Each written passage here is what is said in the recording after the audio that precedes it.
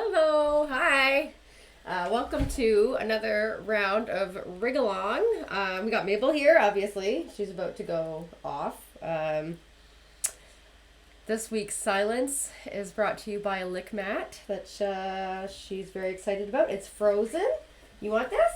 Are you going to take it? What happens when you just take it? Okay, that works. All right, that works. Yeah, okay, I didn't turn this light on, 1 second. Let me turn that on to help me see. All right, this week is brought to you by something a little bit different. We are, we're still animating and posing and trying to. I was able to send the scene to a friend, and we got a couple of poses sent back in true cutout fashion, much better on model than what I was creating. So we're gonna take a look at those today. We're gonna continue, and then I'm gonna try to get into the running pose. But yeah, today I posed the question of what was it? Come see the difference between a specialist and a generalist. Well, I'm a specialist, which means I know how to do a few things very well, maybe one thing very well, compared to, an overall appreciation of the software and general knowledge of how everything works and works together. But as for animation, that just might be my crutch. So there we go. This is going to be interesting. You're going to be watching a specialist try to break into a role of the generalist today. And so yeah, I think that should ultimately end the debate on when you're starting out your career and you want to be something, but you are offered the position to be something else. Is it worth taking? I think it is. As I sit here and look at my decisions, I now think that it is worth it. It is definitely worth it for anybody who is interested in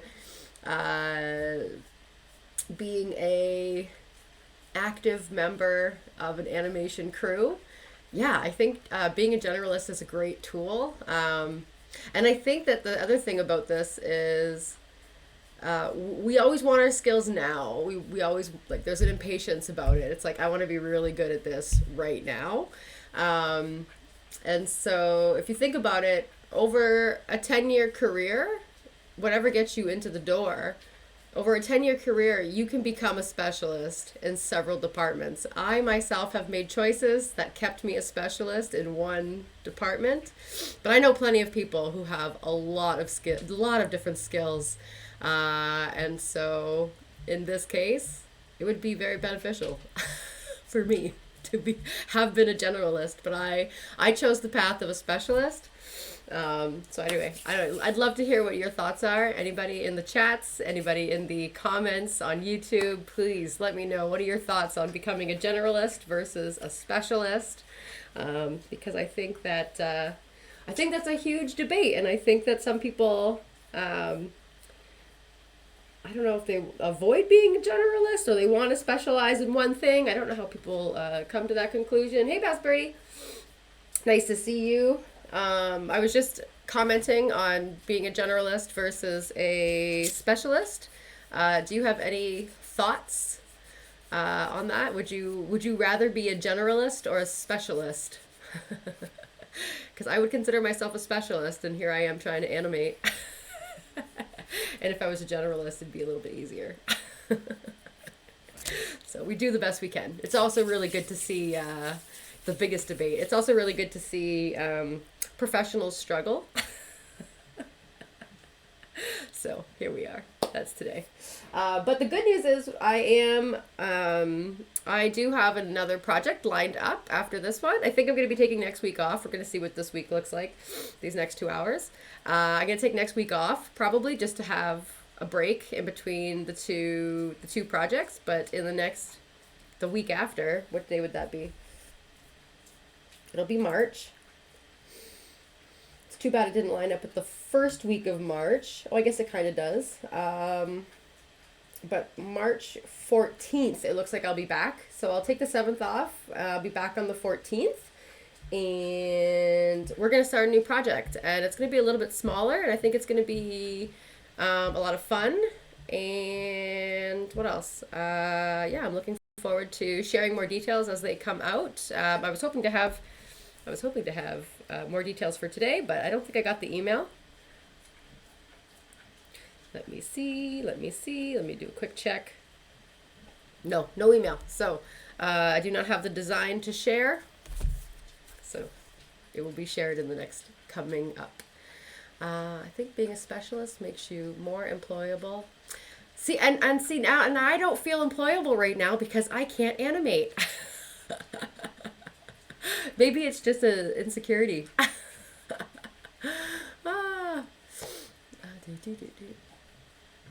Especially if you find a niche that no one else wants. Oh yeah, well, you know what? I don't think there's a niche that nobody wants anymore. I think that's a tough one. Because I don't know. What do you think? What's a niche that nobody wants? I would take a setup job right now. Like, that would be fun. I think whether you're a specialist or a generalist, you'll end up specializing more in some areas despite having a general knowledge. Yeah, that's what I was saying. Over a 10-year career, you're going, because everybody wants their skills right now. If you practice something for 10 years, or if you take a couple jobs here,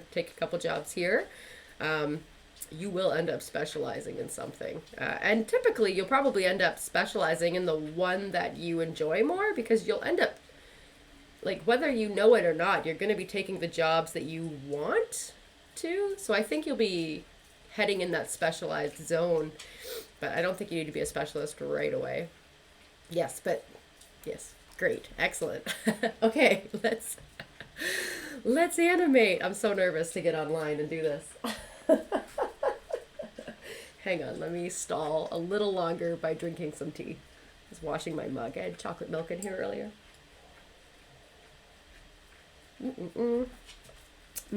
Half tea, half chocolate milk. Okay, let's switch over.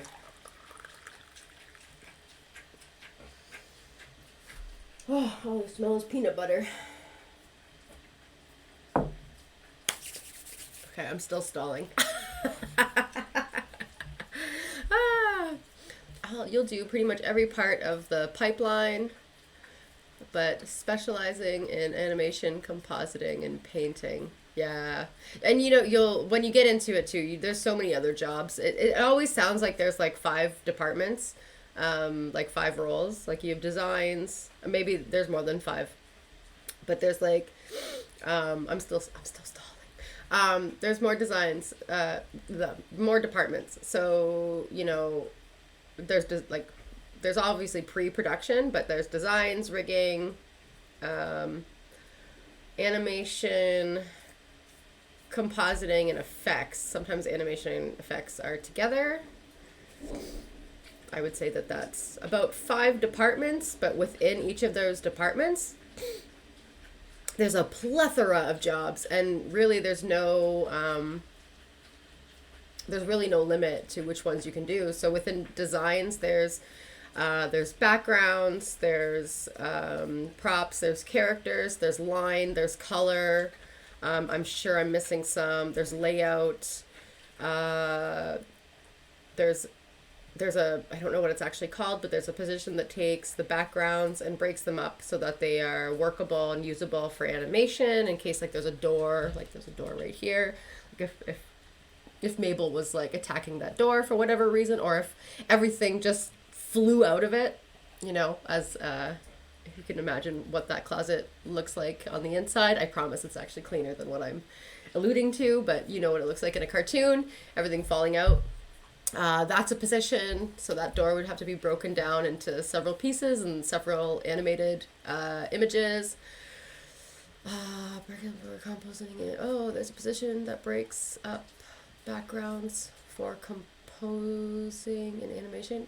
Oh yeah, and that's exactly it, right? There's really no way to know. So you might want to get into design, but then there's like five jobs inside design. Um, so it's a lot more diverse than we give it credit. Even in animation, in rigging, we don't break it up too much. We started to break it up more in when I was getting into more advanced shows where we had higher and higher head counts, asset counts, I shouldn't say head counts.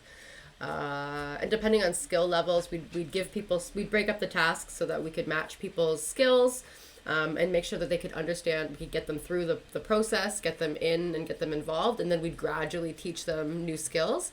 That was a really good way to teach people rigging without throwing everything on them all at once. In animation, you have animating, you have retakes, or revisions, you have posing, you have setup. I'm sure there's something that I'm missing. A retakes artist, revision artist, animation artist. Obviously, there's directing, supervising. I'm not even talking about the leadership roles. It's pretty wild, yeah. You figured that BG's artists cut them up upon request. They do. Well, we do. They are cut up upon request, but we request it before. The way that it works is we'll watch the animatic together, like all the supervisors, and so we'll basically work on an Excel sheet, whether we do it separately or together. There's usually an Excel sheet, and but like every supervisor would know what's on their Excel sheet for each episode. And for the backgrounds, what they'll do is they'll go through and every supervisor really will go through the whole animatic. We'll go through scene by scene and we list out what's in the scene, and that's how we make breakdowns. So that's how a supervisor and the team know what to do for each episode. So every episode will have a big Excel document, and then that Excel document translates into all the work that has to be done, and that's how you schedule the time. That's how you schedule how long it takes for things to be done. How many how many animators do you need on this scene? How many rigging artists do we need? Not scenes, episodes, but also shows. So you'll know exactly how many backgrounds are per each episode. So you'll need so many background artists, and they'll be the ones that breaking down all the work, and then same with rigging. So every episode will have a certain amount of numbers that it fluctuates. So it's approximate, but there's not too many episodes that are double the count, but there's always a Christmas episode. There's always a parade where all the assets go skyrocket. So there's always a little bit of wiggle room to find work. But yeah, that's how it's organized. And then the Excel sheets really do a really good job, and then that tracks for department. Supervisors use that for a department, and then there's other tracking software, obviously. ShotGrid being the big one, where everything goes in there, and then that's how progress is tracked. I'm really stalling now. You can see that I don't want to animate. Oh boy, what did I get myself into? If I animate again, I'm bringing somebody in. We'll see. Okay, I'm switching over. Gameplay. All right. We have Kadence. Okay, so I got 3 cleaned up poses from Kadence this week, from my dear friend Chris Chan, who is my animation supervisor, who I go to when I need help. He is my go-to guy, where he will also take part in our BYOP projects, bring your own projects. And then he'll be the animation supervisor who gives people their feedback on their notes. And he's been doing this for years. He's super talented. Started his career at Mercury Animation in Ottawa, and then moved out west, where we started working together. And he's a stand-up guy. I think he's working in a studio in Toronto now. And yeah, so I was really lucky to be able to have his help on this.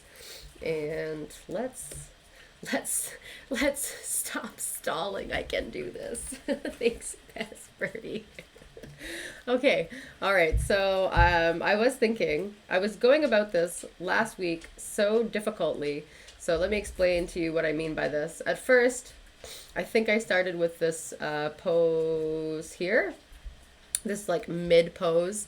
And then I went to the keys, but then I switched my keys around and I wasn't even thinking. So I'll tell you right now, I was working a lot harder than we have to. So today I wanted to make sure that I corrected that mistake. As you know, mistakes are common. That's how we learn. So what I want to do today is I want to focus on the key poses, and then I want to do the breakdown in the middle. Last week I went all over the place. I think I started on the breakdown, then I did the keys, and then I tried to line it up again. What a waste. We can do better. We can do better. So let me move this. Actually, let me switch. Bring the node view here, put the camera here, animate over here. I can still animate within my group if I want to, which is my weird way of doing so. Let me hide my color. That's not what I wanted to do. That's not what I wanted to do at all.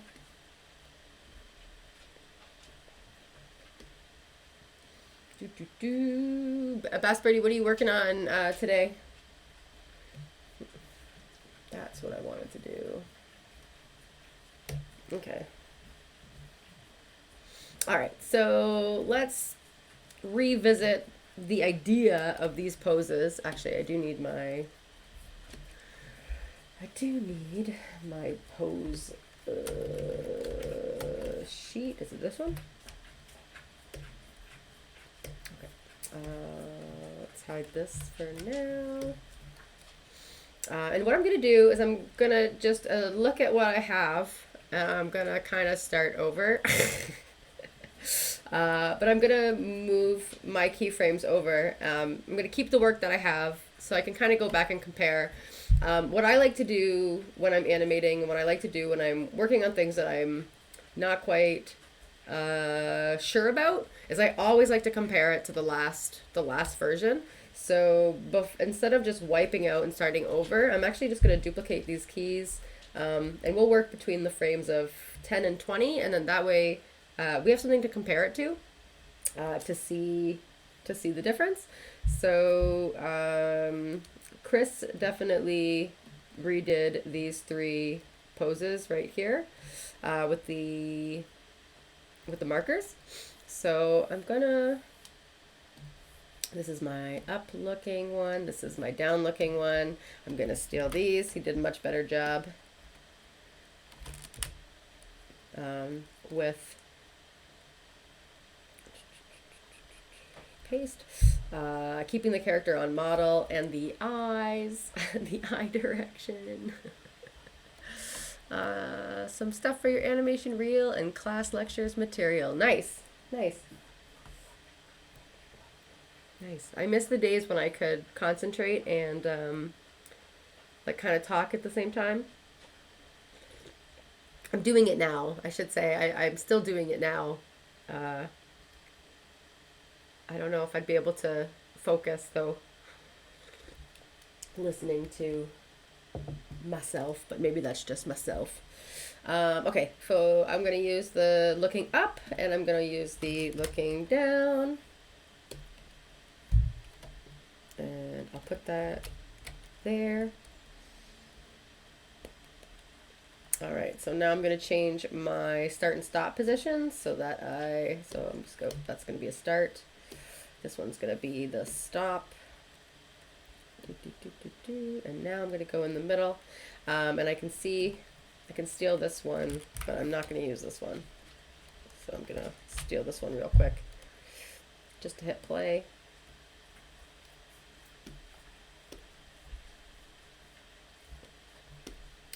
Slow this down.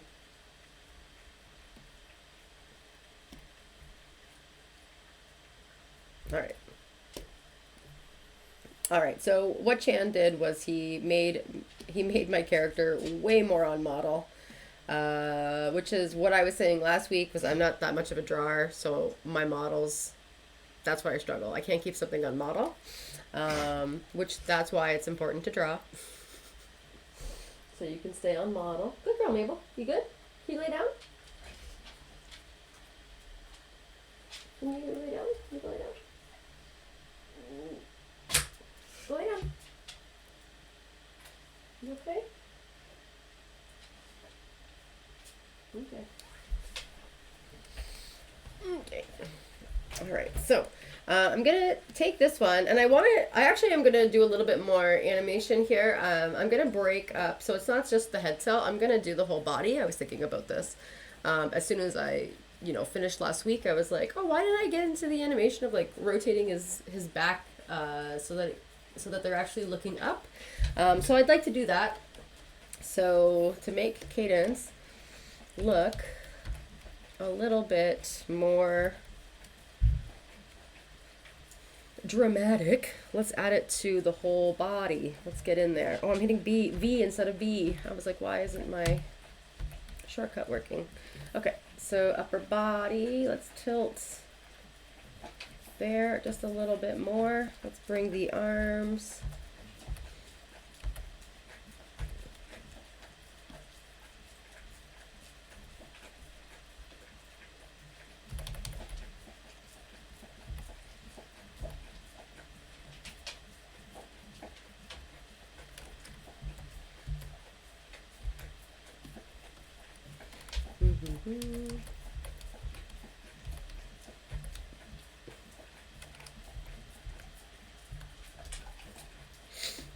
Okay.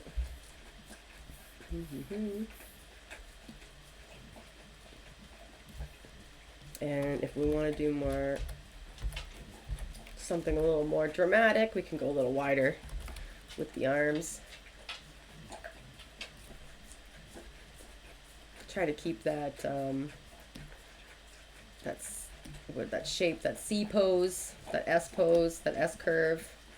Let's see how we're gonna do this. So it's a matter of I do wish there was a feature that we could just temporarily draw on screen with. That would be pretty nice. Hey Toon Boom, that'd be pretty nice. Let's see.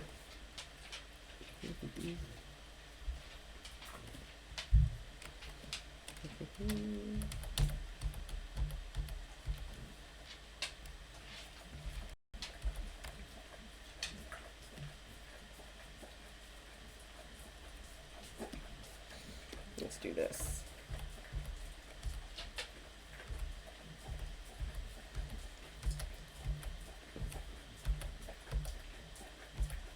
Let's get us to the lower body. Let's put this here.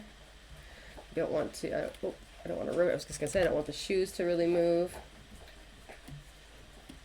Let's see if I can just push this a little forward.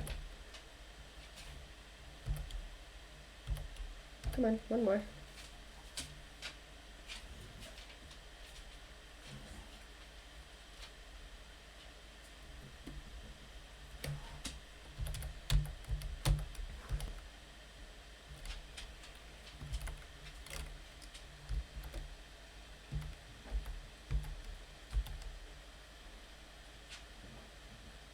Okay.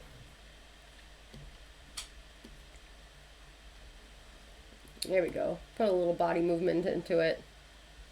We'll leave this one and we'll come over here and we'll do the same thing. Push this over a little bit. I'm probably jumping up to the hips in the most difficult way. I know I am.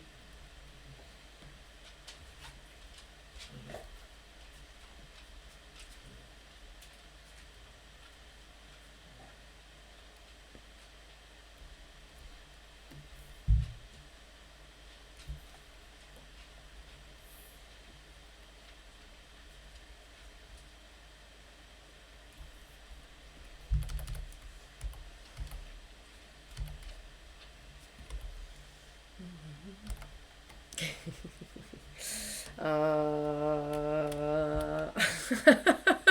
yeah, I guess so. It is in their like their little prom outfit, their little suit.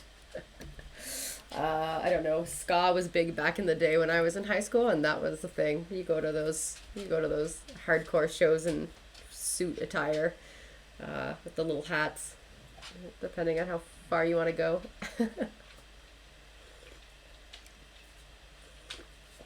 I think I'll be a jeans and a t-shirt girl my whole life. If I can get away with it. All right, so we got this S curve. We got a C curve over here. I could add a little bit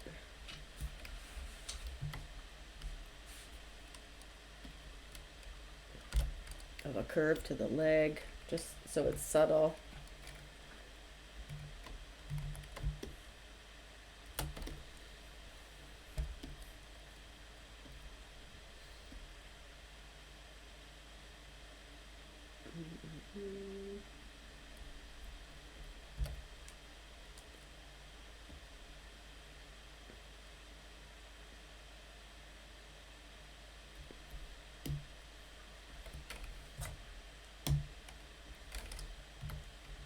Just want to close that little gap that was happening in the between the legs. There we go, just so we didn't have a tangent. I'm trying to avoid that tangent. And let's push that ankle.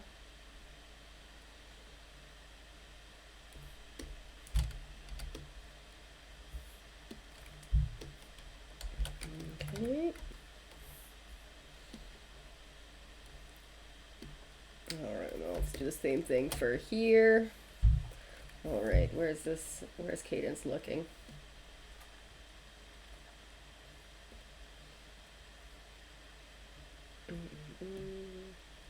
I'm thinking attitude. I'm thinking toddlers and their big attitude hips. They're so pushy. They're the most pushy. All right, let's see. Let's see if we can push this a little.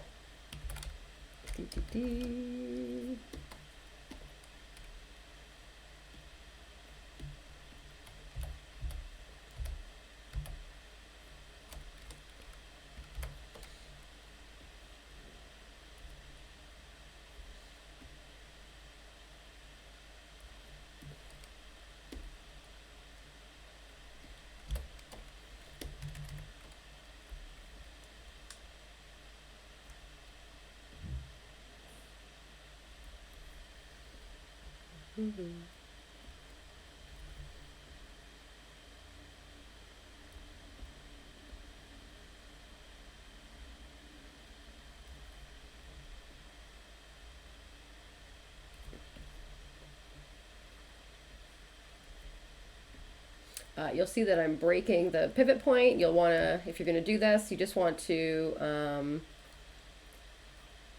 try to remember that as a human, things only bend in certain places. So even if you're breaking a pivot point, you're moving something. Like I just went from the top of my like, it was really the knee joint, but I just brought it from the knee joint to the ankle joint, and I'm using my elbow and my shoulder since I can't lift my foot out of the desk. But that's something to kind of consider when you are breaking those joints.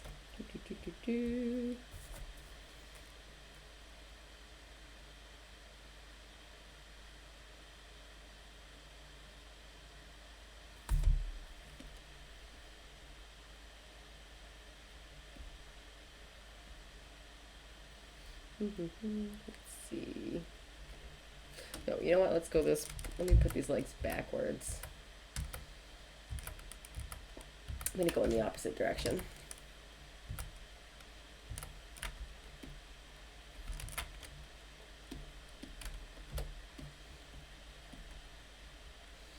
Because if they are bending over and looking at something, it is going to be Might even push the hips backwards instead of forwards in this case.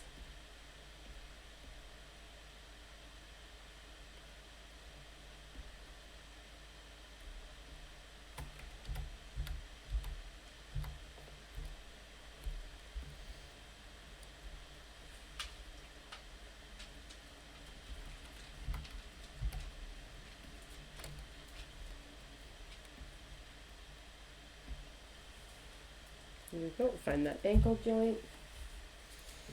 Good girl, Maybel.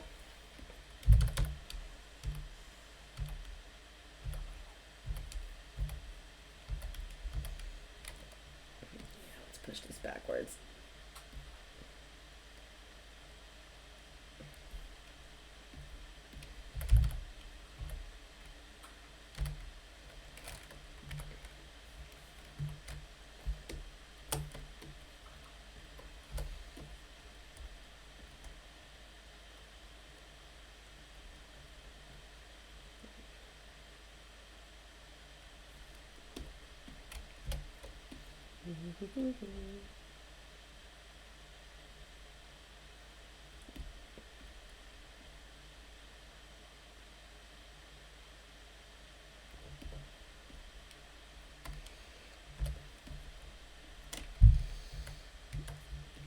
This leg to look like it's in front and this leg to look like it's behind.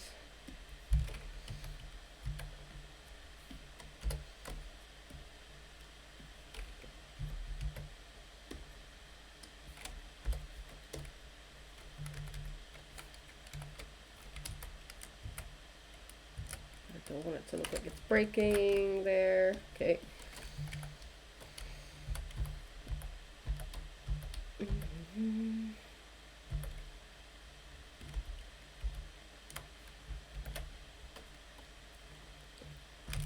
Trying to push that back in Z dip. Come on, go back. There we go.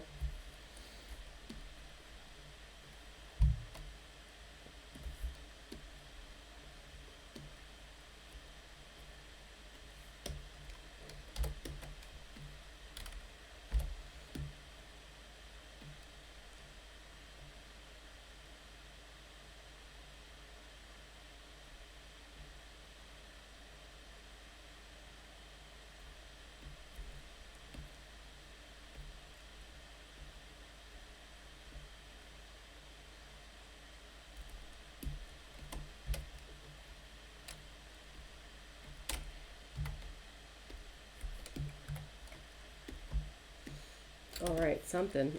All right, having fun. We're just having fun. Probably push those legs a little too far.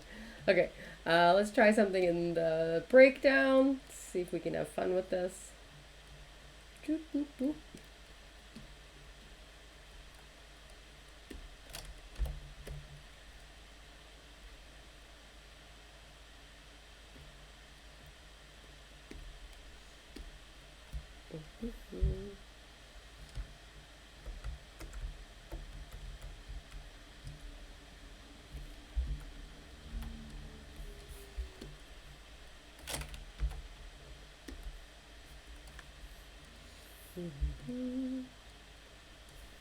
Let's bring the body a little bit more to the left so that it's not so extended, hyperextended.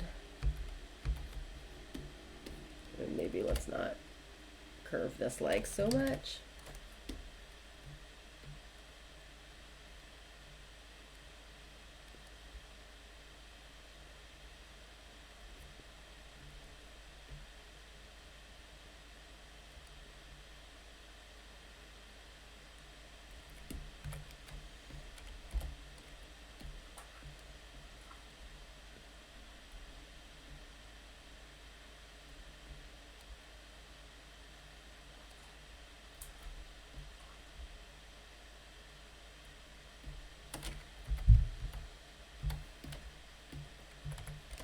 Okay, I think that's subtle enough.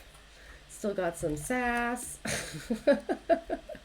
All right, and let's get back to those arms. This one in particular is a bit wide.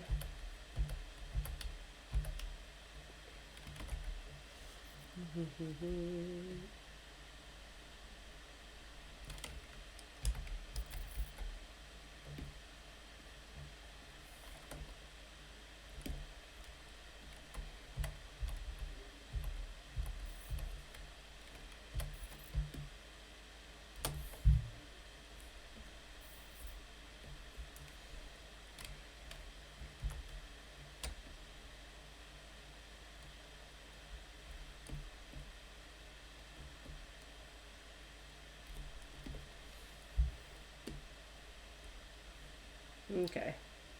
Okay. Okay, so we're looking up, we're looking down. Let me see if I can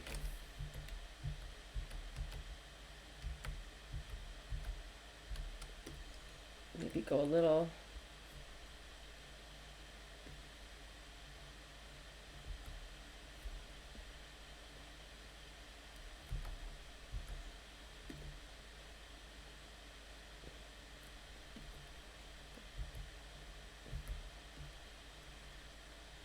There we go, a little less cross-eyed-y.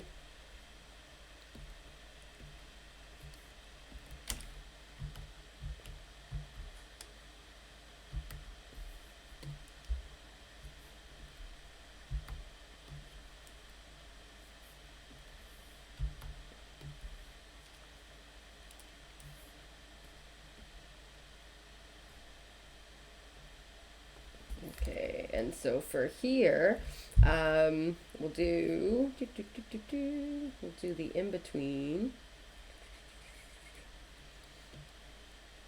And I put this on 12 frames and play it. We can just quickly see what we have. Can do this even. This won't give us any timing, but we'll just slow down the animation.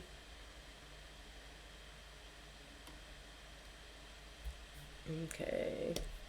One thing that I will say that I'm very cautious of while I'm doing this, and it's not that Kadence's feet haven't moved yet, but you will definitely want to make sure that if you're animating, you always want to make sure that the feet stay planted. That's a little bit difficult for beginners in Harmony. And so I've been making changes to the, if you take a look, I've made changes to the lower body by shifting the whole character really, but the feet still don't really look like they're moving. I would say this is a really acceptable amount of movement in the feet. This is kind of like a goal when your characters are walking. You don't want them to shift around, so that's something that you always want to be worrying about, or not worrying about, but keeping a cautious eye on. Oh, did you start playing with it? Yeah. How'd it go? I picked a piece of dialogue to do, but I didn't finish it. Oh, that's okay.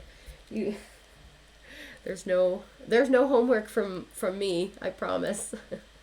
It's just me, me every Tuesday and us every Tuesday on Twitch, but no homework ever.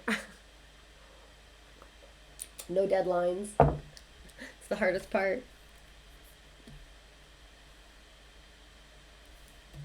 All right, so let's see. Let's have some fun here. So let's push the eyes, because in this scene, Kadence is looking directly at the camera. So let's push the eyes over. I almost want to see what this looks like.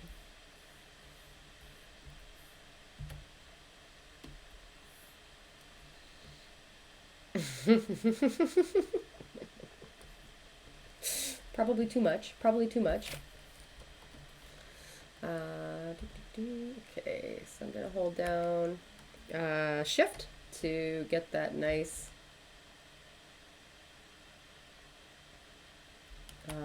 to get the object to scale around the pivot point. Okay, so here.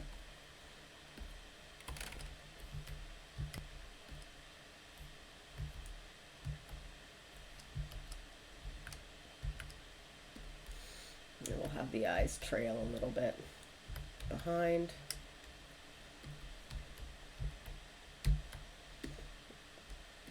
To try and give it that big shift.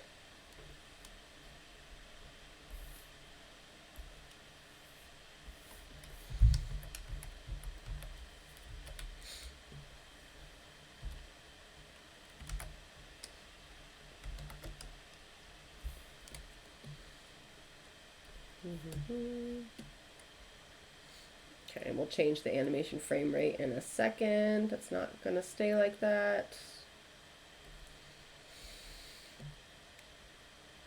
And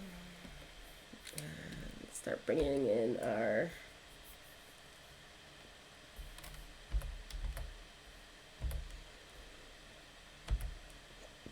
onion skin.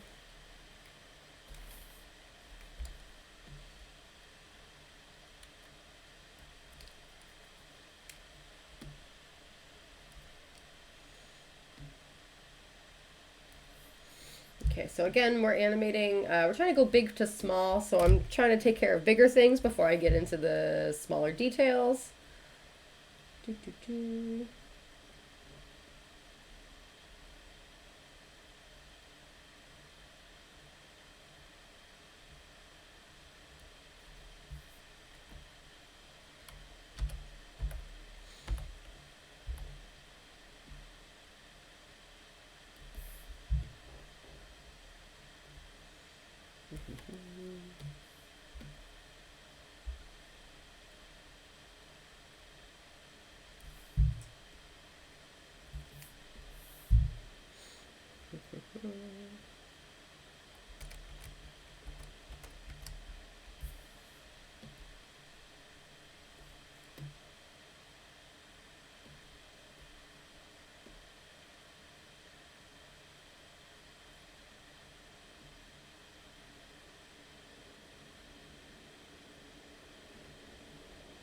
And it looks like my hair, let me see, I know we added a cutter last week, let me see. Okay, so this one has my line art, my overlay. This is the first drawing.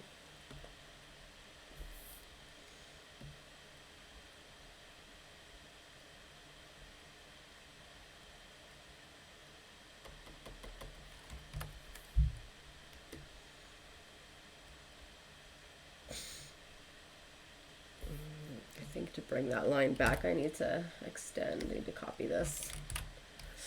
I need to bring this back. And it can't be broken on this side.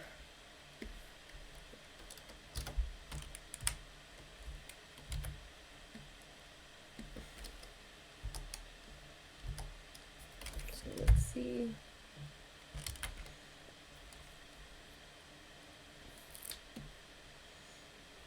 Let's bring that back.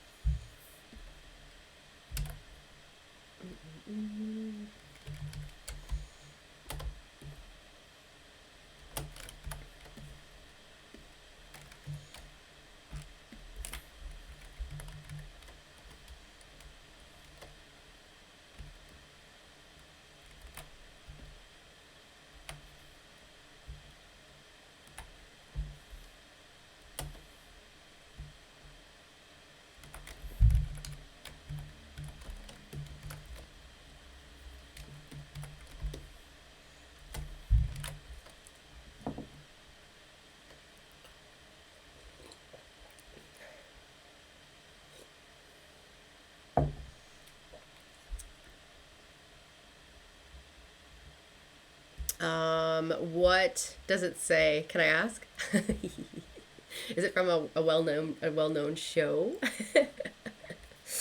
uh, What's Kadence gonna say?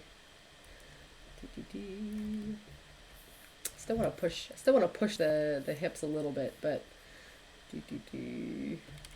Let's push these legs a little more. I feel like I've undone this work and done it, but let's do it again.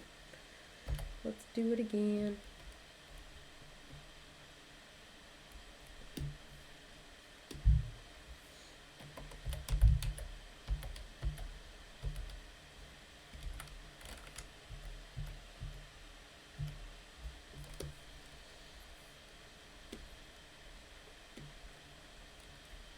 That looks better. All right, stronger. All right, and then we got the two poses. Now let's see if we can keep this momentum going. So we've got a very extreme head tilt. Maybe it's appropriate.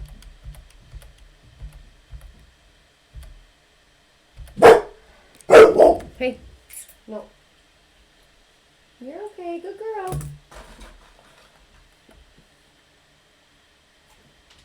Good girl.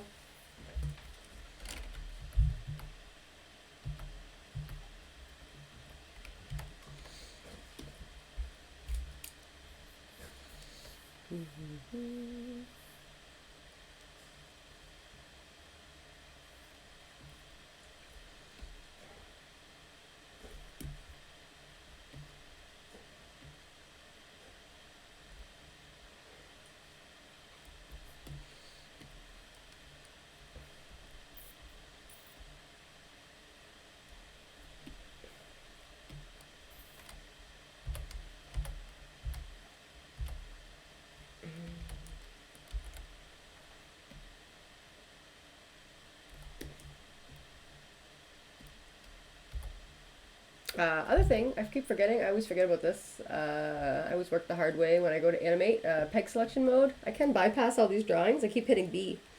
I could, you've seen me hitting all these buttons, but I could actually just grab the peg that I'm looking for, which is that one. I don't have to hit B as much. So let's do that. It's very off center. There we go. There we go. I'm feeling much better about my animation skills today than I was last week. Not that bad. Okay. It's a bit more of a meme. Okay, fair enough. Fair enough. I appreciate it.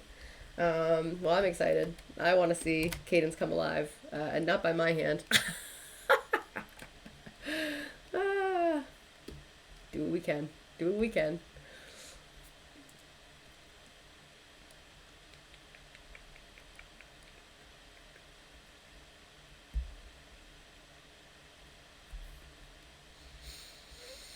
Okay, let's see.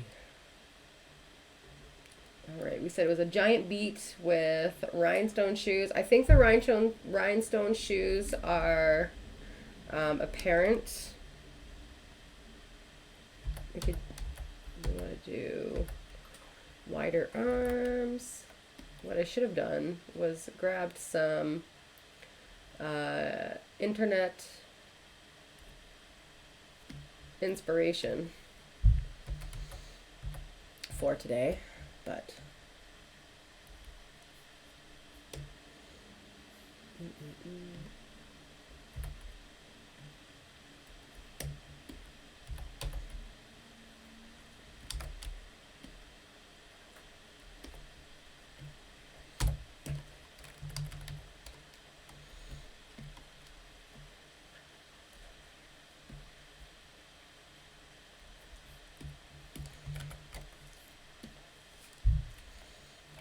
all right.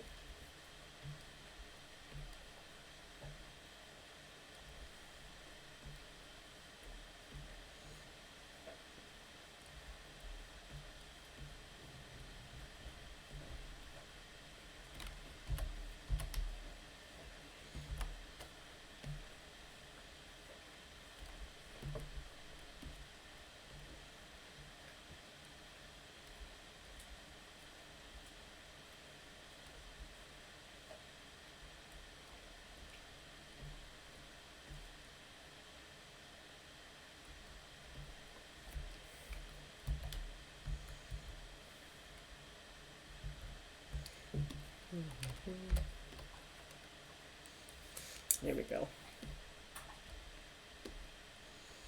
All right, and let's bring this back to the appropriate 24 frames per second. But let's move some of these over, and we'll see if we can give it some action. I will bring up, this is something that I used to teach when I was teaching animation, is like how things move. And I will bring this up. There is a really cool image out there. Animation chart. Let's see, how do I find this? Animation style chart. Let's see. Animation chart. That is not it at all.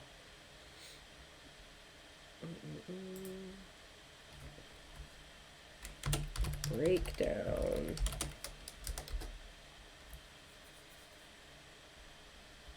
Let me see if I can find it. Here it is. All right, so when you're looking at things like this, this is really good. This is the one that I was thinking about right here. This is what I used to work with. These are fantastic because it really shows you the breakdown of the movements in between when you're doing animation. So it's the posing. Once you've got your poses, which we kind of do, this is kind of what gives your animation life.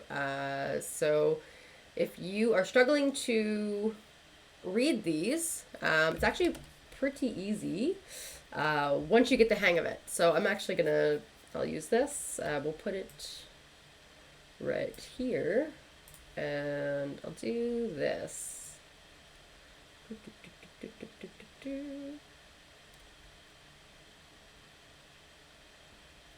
So I can see it, and we'll go with let's see, it doesn't actually show you where your keys and your breakdowns are, but you can still kind of we can still kind of gauge it. Let's go with Teen Titans Go. It's very, like, this could be very easy, and basically what it's saying is that, let's say, it's kind of hard to tell, but let's say this is the first frame, this is the second frame, and then this is the middle frame. I'm going for an easy one. Please forgive me. But what we need one pose for our in, and then we need two poses for our out. Like, that's kind of our settle. So let's try and recreate this. And then I think that with Roger Rabbit, this is a very smooth, like, every frame, obviously, with a little bit of in between, a little bit of ease in and ease out on the I don't want to say that there's 12 frames between keyframes. It's hard to tell, but this right here is kind of what you want to keep an eye on. This is how it gives you timing.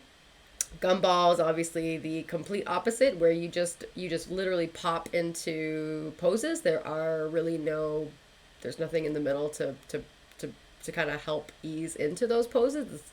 You're in it, or you're out it. I guess you're going out of it, and then you're coming into it right here. So we're not going to do Gumball right now, but let's do Teen Titans Go, so we can kind of show that one off. So this one right here is going to be our mid point right here. So I'm going to leave it for now, and we're going to work with this one.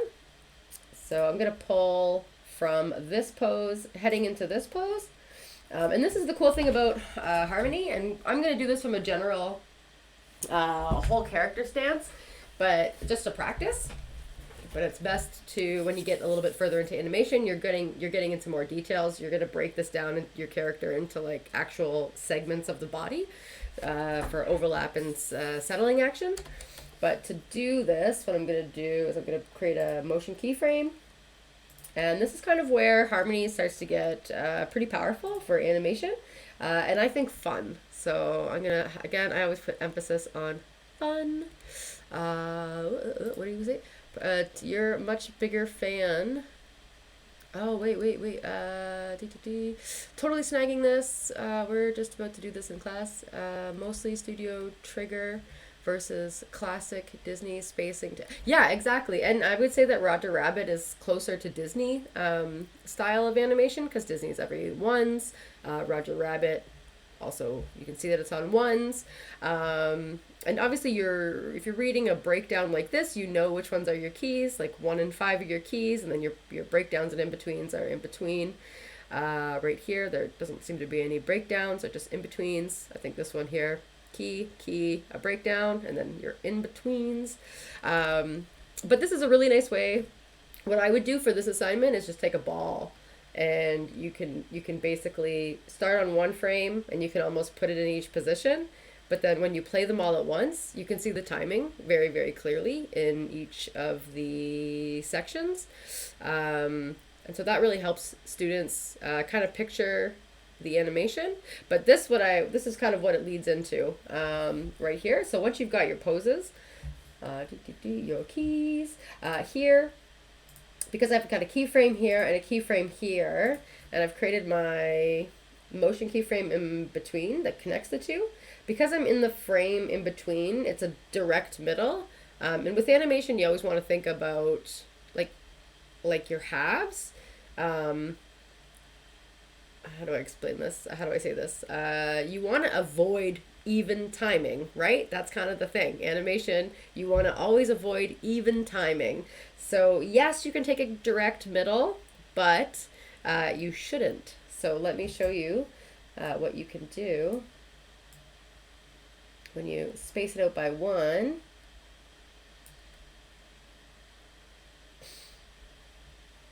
All right, so now we've got, it's called these thirds. It's really like, if this is the first pose, then we've got this part, then we've got this part, and then we've got our final pose.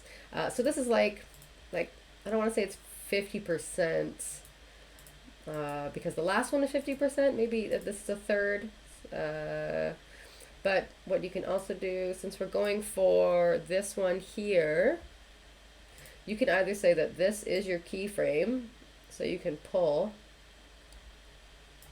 In this case, actually, let's do that. Let's pull this keyframe.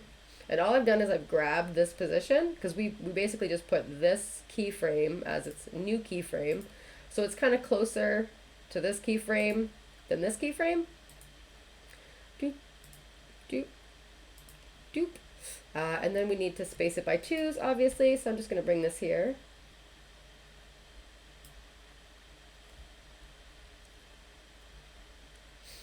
And I'm going to create this one, put this one on. This is a nice time too if you want to start getting into keyframe markers, especially for students if they're just starting to like label their keys. It's a pretty good system. I actually really like it for that. So let's mark the frames. We'll go red, even though I don't like red. So this is the keyframe. This is the keyframe. So we'll mark frame, and I'll mark this one as orange. Because once you start to see a whole bunch of keyframes, students tend to lose track of which one is the frame. So actually, this is a really good system to help to identify. So you remember that this is the new keyframe, and I'm going to do the same thing over here. And in this case, Teen Titans Go, I need 2. So instead of doing the same pattern that I did on the other side, so as we were easing into this mid breakdown, I had the 1 frame, and it came from having a space of 2. I'm gonna do the other side. It's gonna be a little different. No, come on. No barking. Good girl. Good girl. Oh, I just hit her in the head with a treat. All right, so let's do this one again. So here, now I have the space between, that's 2. So this is kind of the pattern that I followed to create the first in between. I had the 2, and I basically took this key and I created it by dragging it over.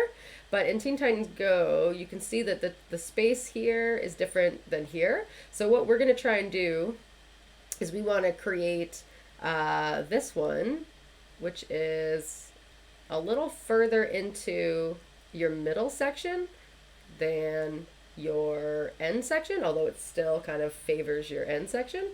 But your second pose is the one that's really going to favor your second keyframe.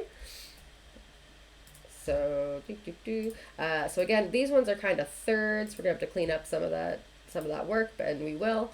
But I'm gonna create another one.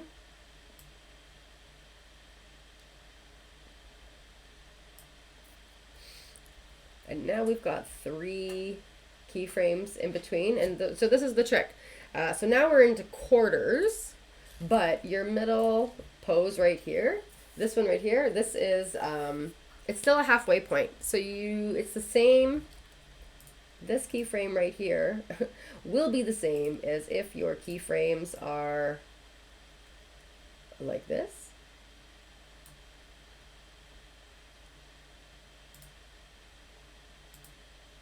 Okay, so this is still a halfway point. So we want to avoid that because we're not quite, if it was a halfway point, it'd be somewhere around here. So we still want to get over here. So we're going to drag it out a little more. So instead of 2, this one is what we had. That would still give you your middle point. We don't want that one.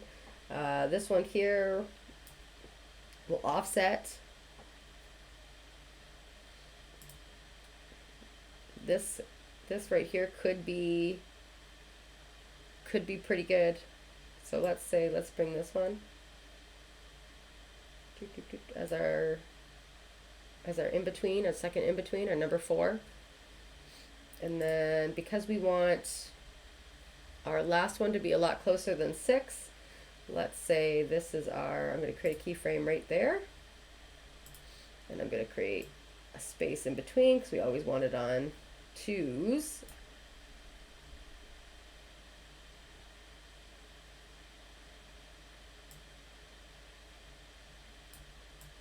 Let's move this over. And let's remove these, and then we'll hit play, and we'll just see what this looks like. And we'll have to clean up a little bit of this as well, but we'll just play it for now and see how our timing looks.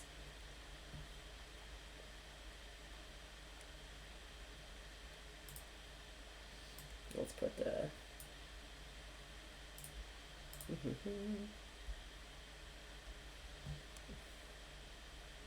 and that's called a pull apart animation.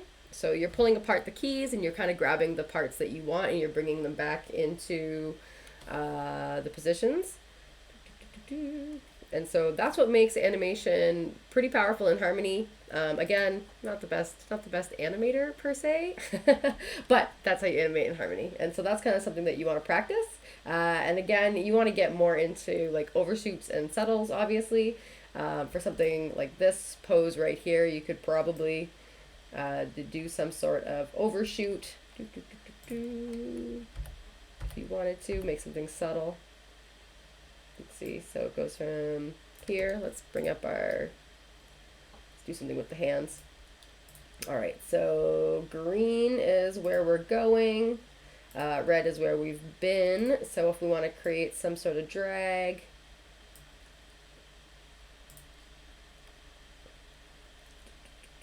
we can do that with the hands.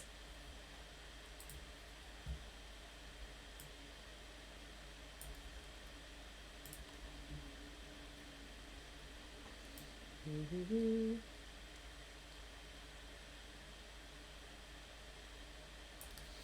we go.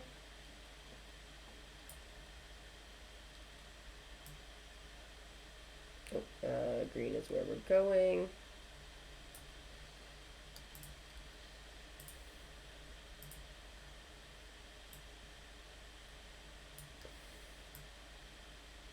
That probably moved. No, maybe not. No, actually, it might work.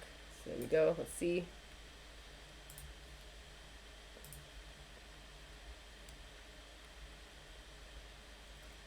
Yeah, so you can see there's a little bit more life there, a little bit of a pop. So there's a little bit of pop in the middle, but looks a little bit more alive, which is always the goal. So probably go from here.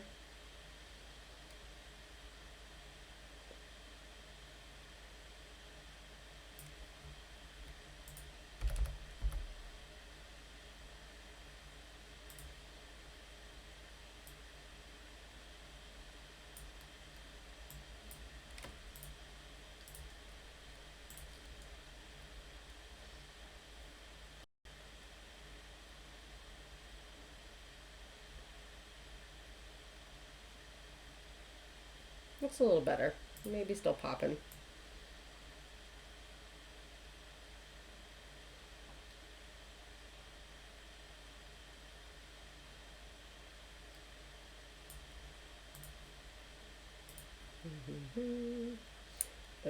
Green is where we're going. Red is where we've been. So from here to here.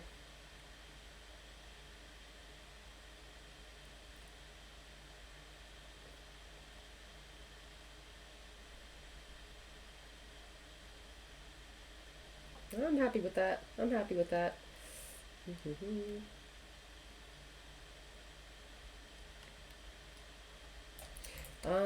Let's see, and let's fix up this. Let's fix up the cutters that we've got going on here.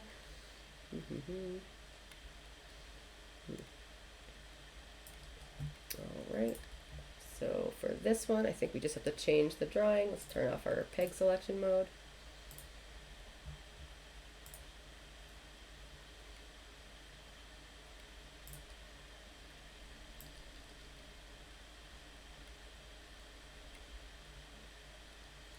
So cute. So cute. They're growing. Okay. And let's see about the, what else is popping. Let's hit play again. Okay, let's clean up the hair. This will be fun.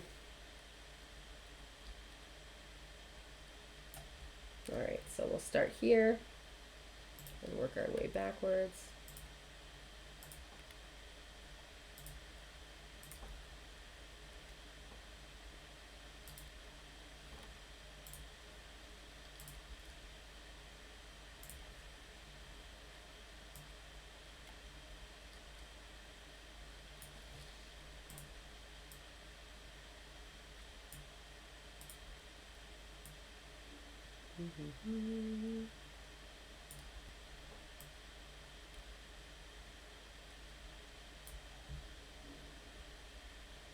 Yeah, the keyframe markers will really help students, because otherwise they just see a sea of red. They just see a sea of red, red keyframes, and even as a trainer, when you go into their scene, it's hard to pick apart what's happening.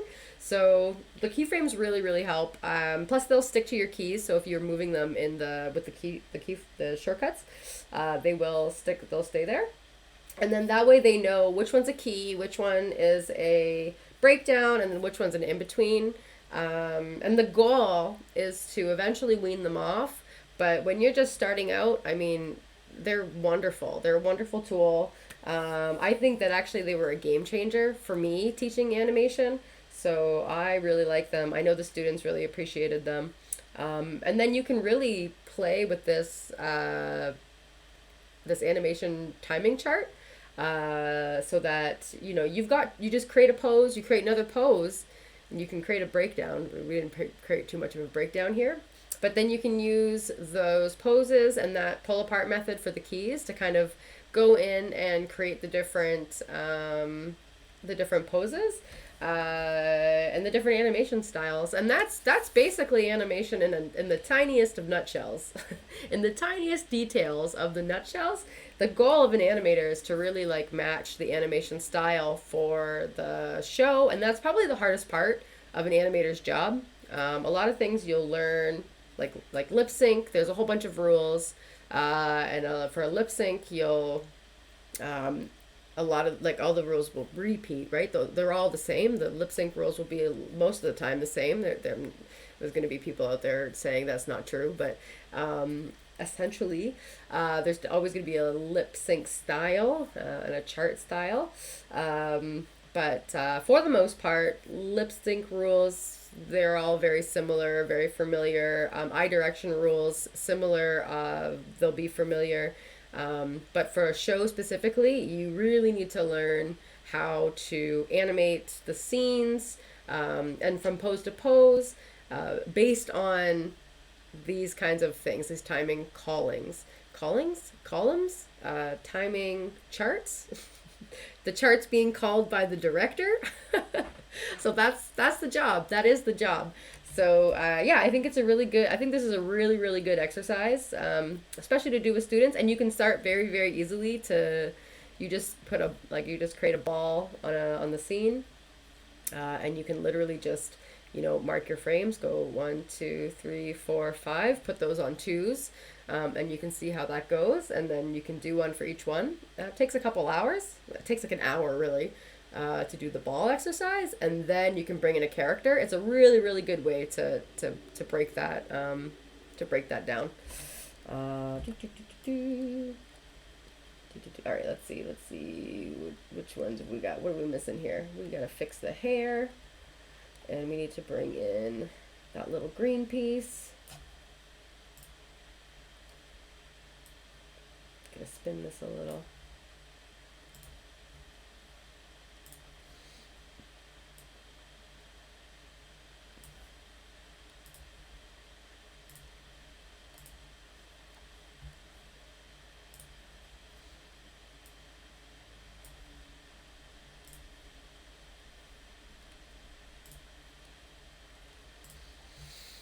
Okay, now we're going to try and keep the character on model. Every time I say character, I feel like I'm diving deeper and deeper into the word carrot. Okay, let's break this. I can see it's breaking the eyebrow. Let's get around that. How far do we have to go?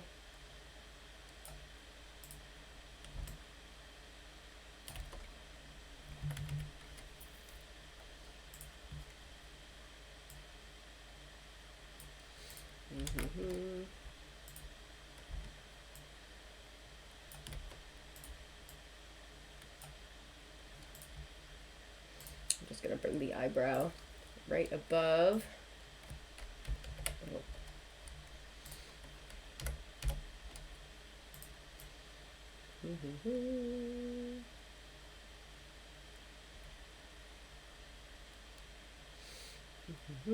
And your in-betweens don't have to be perfect. It's you always want your poses to be, you always want to spend most of your time on your poses so that your in-betweens, are really just getting into your poses. Don't forget. So your in-betweens, this is really where you want to spend the least amount of time, but we do need to take care of some of these technical difficulties. So let's do that. I gotta change this to 3. And here we gotta change this to 3.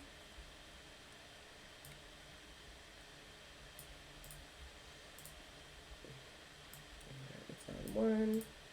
Still on 1. It's on 2. So let's give this to 2.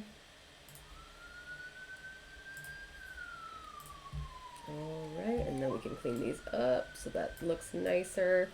All right, we got the lean back. Got this. And let's make this look.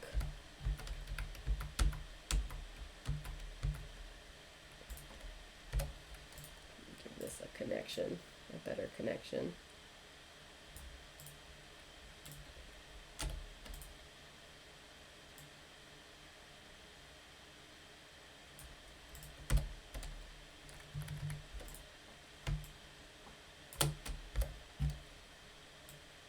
Animating in a nutshell.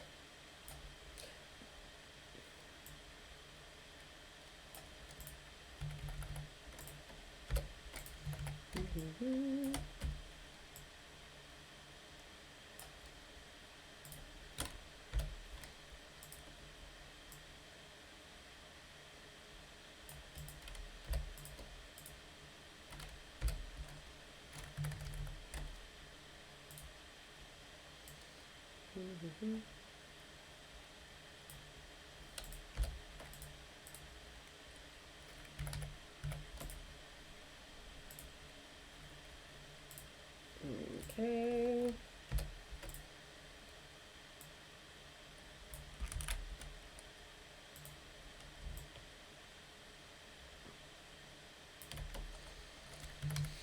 Just don't want to cover up that.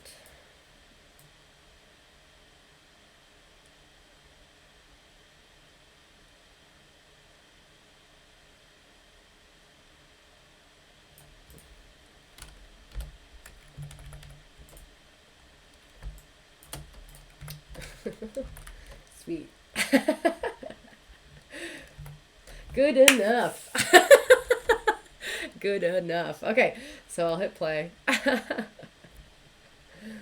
Now let me hit play. Dee, dee, dee.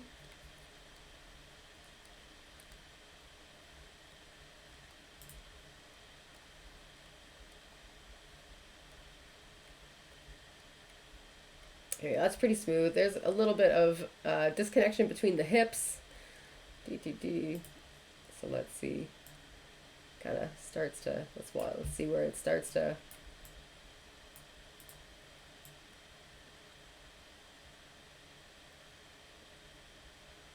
I think it's here. It's a little ant-like.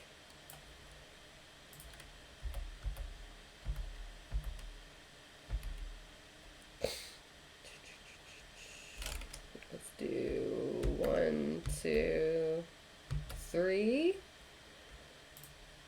1, 2, 3. 1, 2. Let's see.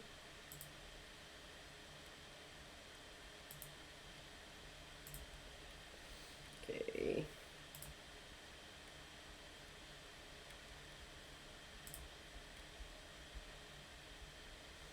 Okay, one more time. Again, trying to avoid any disconnection in the hip. That looks a lot smoother. Let me try one more thing. I want to just for a quick second, I want to try to push this pose even further, but it might be too much. Let's see.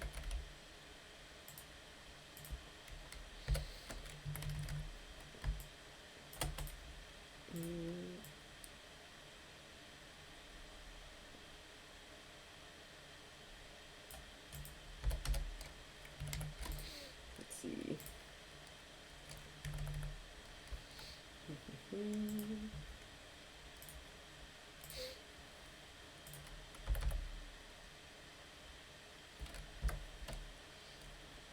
Okay, hips. We're gonna put this.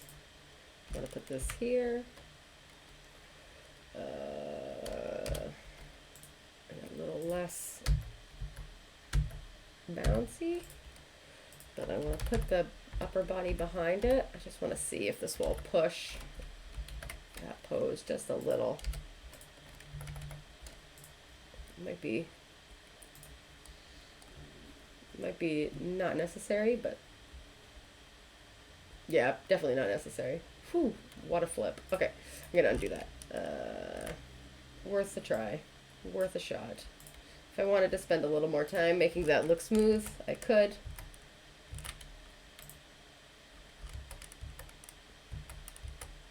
We'll just undo. There we go. And we'll say that's done. It would be right here. Probably could have spent a little more time and done something different with the hair. Maybe had it flare out while it looked down, while they looked down, but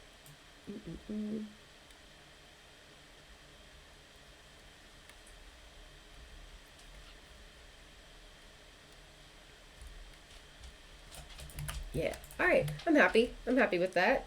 Something that I also wanted to do was play around with the running pose, but I think what I'll do is I'll just spend the rest of the day posing that out, and then thank you. big achievement. It's good for my self-confidence.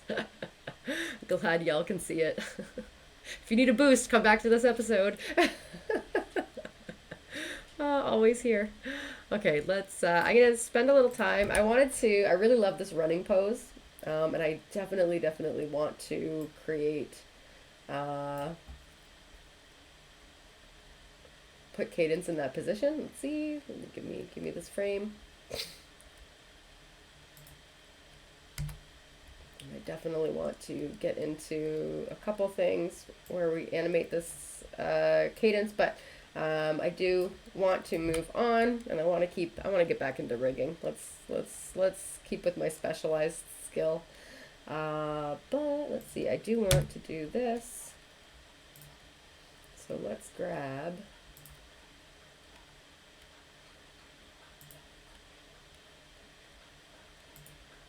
how fun is this pose right here.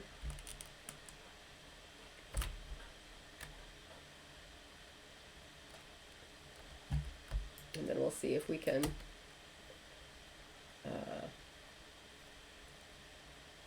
animate with something with this one day.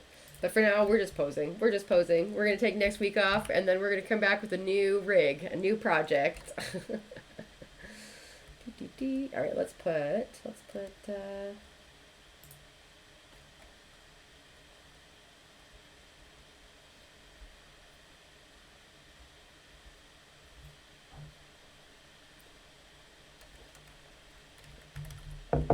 oh, come on, my mouse is over here.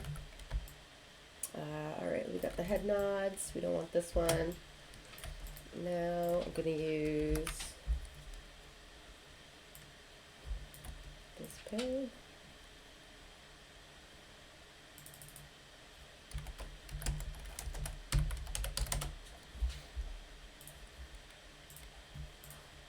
All right.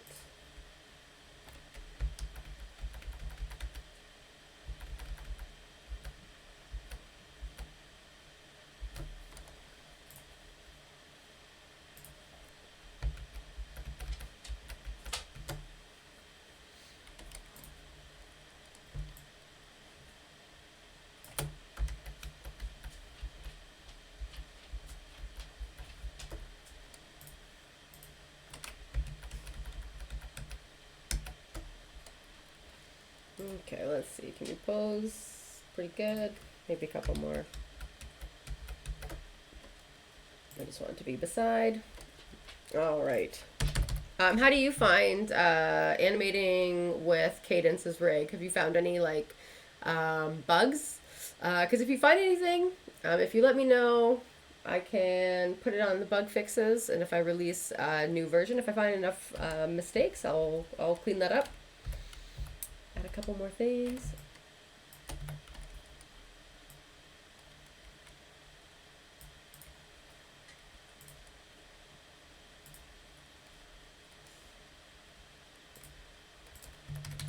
I'm excited to see your animation creation.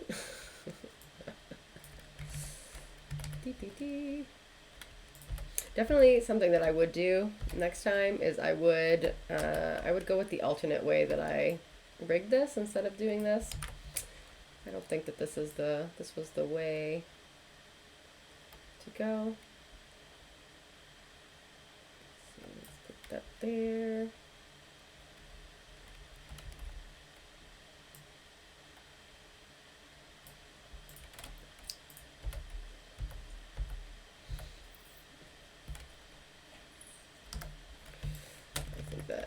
That's something that I definitely do want to change.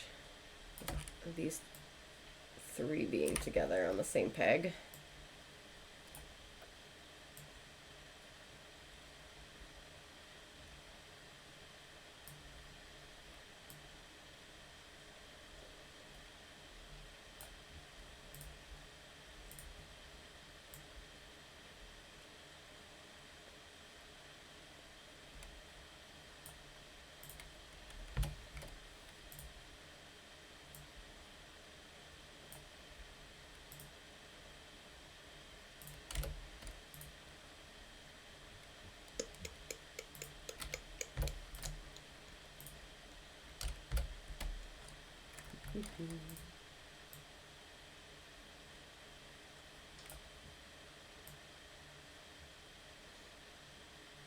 Yeah, I've been thinking about posing this one.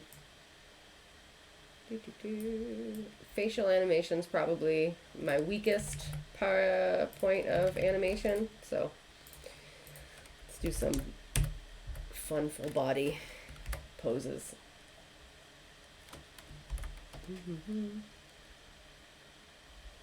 Okay, yeah, no, don't stress. It's all fun.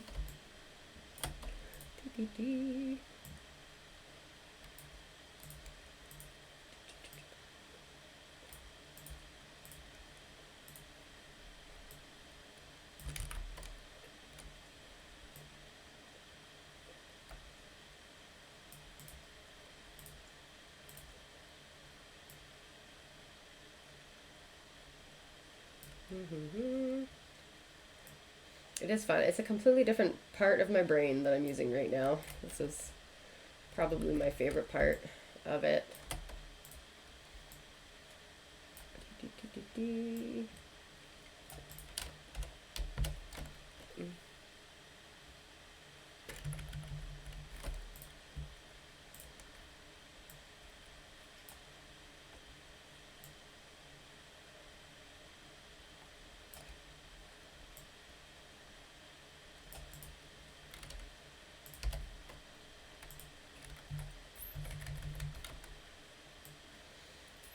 There's a lump.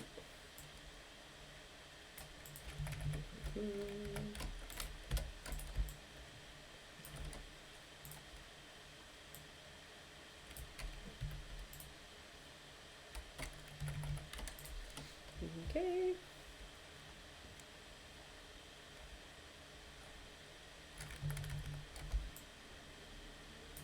I can really see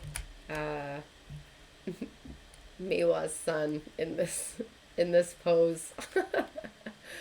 Ah, it's so cute. That's who I'm thinking about right now. Who I'm animating. Little Maywa.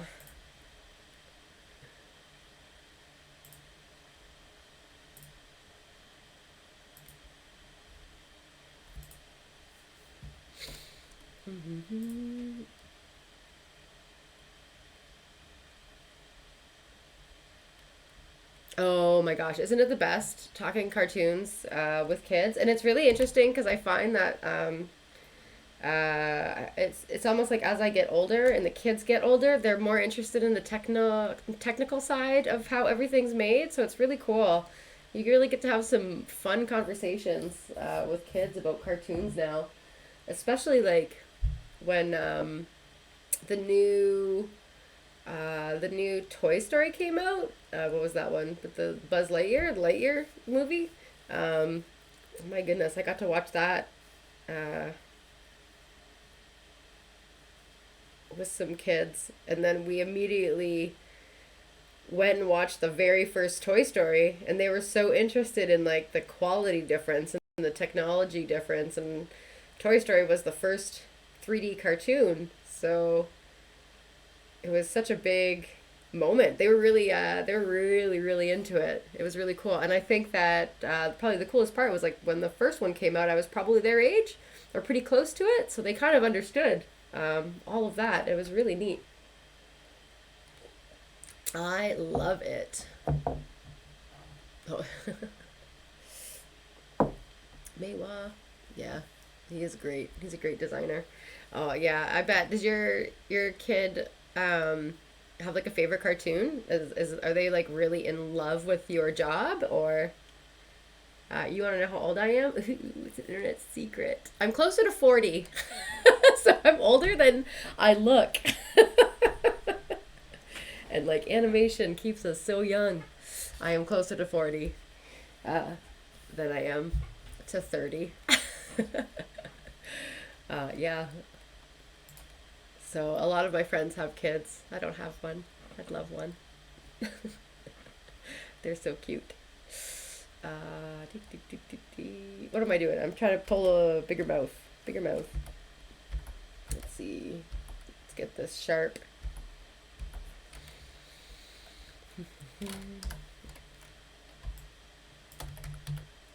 Bring in the mouth, the tongue. I didn't give the mouth any handles.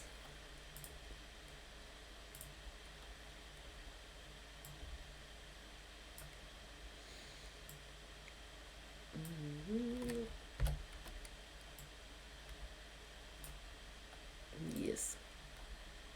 Anime. No. Oh no, I'm not even offended. No, I'm very proud. I'm not worried. I love my gray hair. I've earned each one. No, it's pretty cool. I like aging. It's weird. But as I age, I get a lot more healthy. So whatever that means. That's really cool. Anime. I get it. That's the big one. That is the big one. That's what every kid loves. Dee. Be cool to see Kadence in a anime style. All right, let's see. Whoops, what'd I do? This one.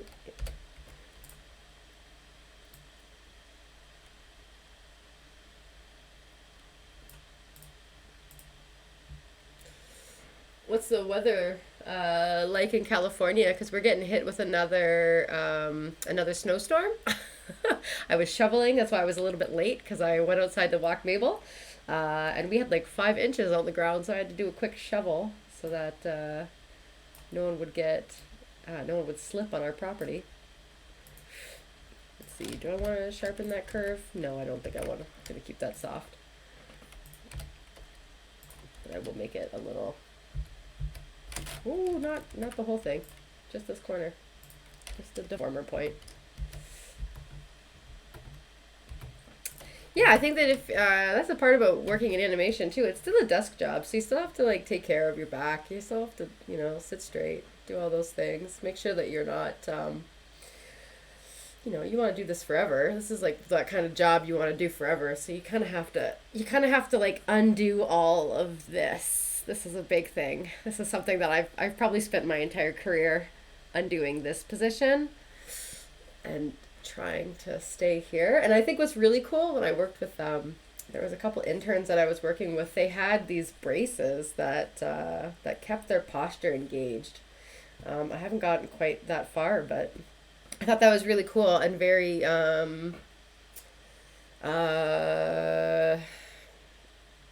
not precautious. Is that the word? Is that a word? Precarious. That's that weird. What's the word? The word is not productive.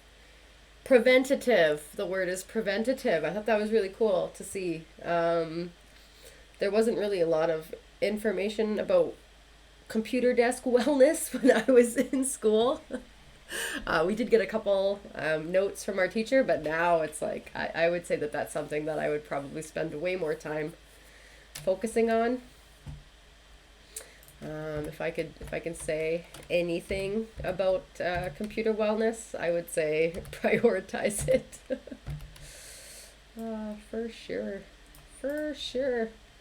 All right, let's see. Let's give some of these cheeks. Storm of the century. Oh, really?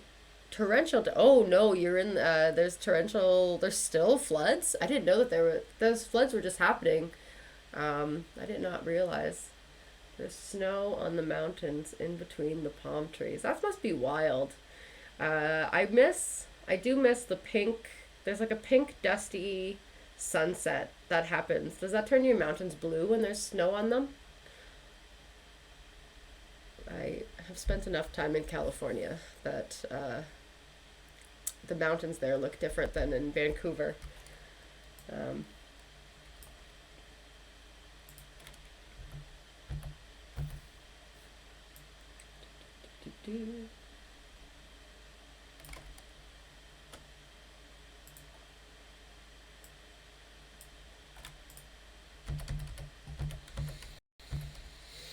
Not both, I just want the one. Oh, not the both, I just want the one.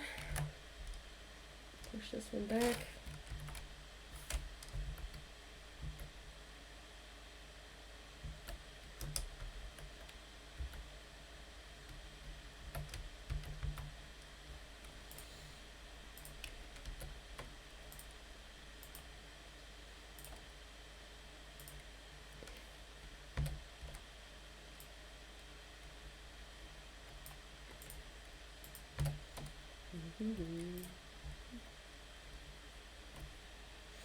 Yeah, Blue Mountains with the snow. I couldn't imagine with the palm trees. That must be wild. How often do you have snow on your mountains?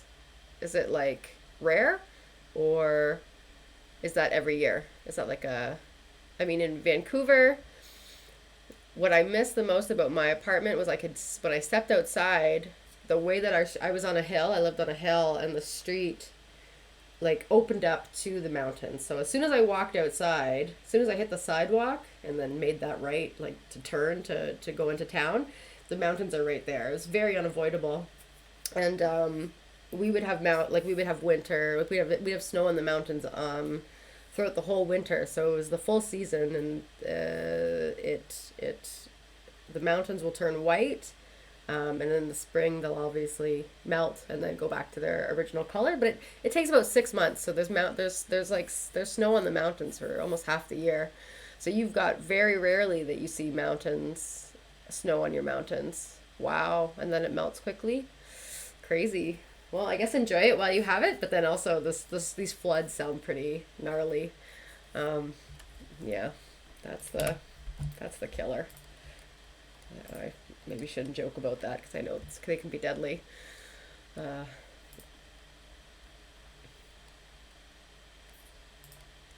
wild. All right,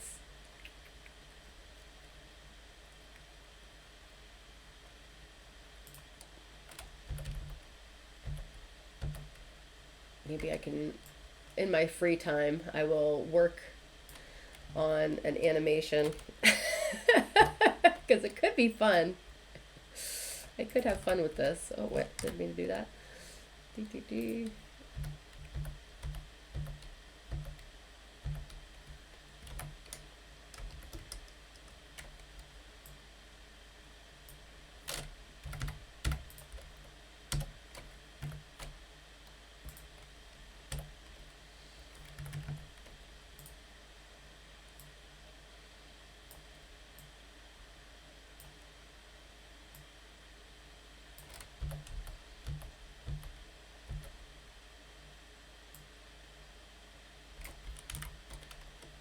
Mm-hmm.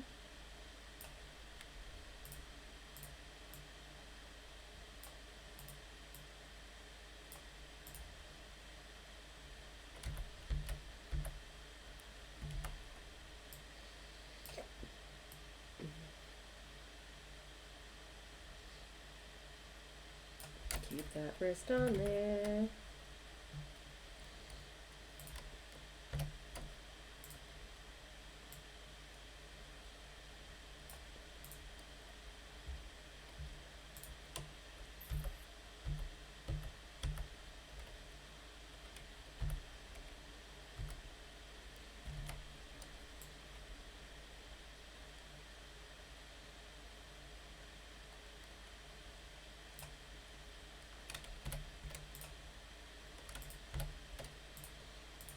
Mm-hmm.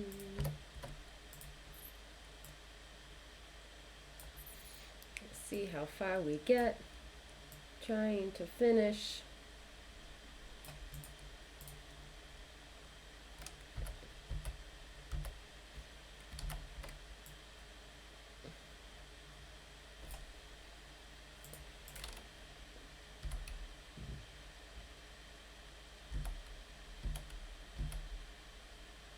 Yeah, 5 looks good.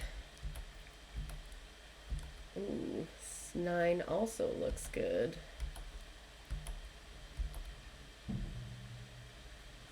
No, yeah, I heard that too, Maybel. You're good. You're good. Good girl. Good girl. 9 or 5? 9. Let's do 9. 9 looks carefree.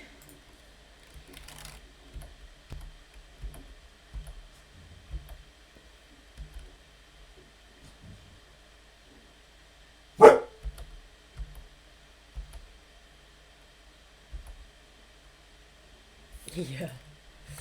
9 looks carefree. Okay, and then let's bring the whole lower body forward.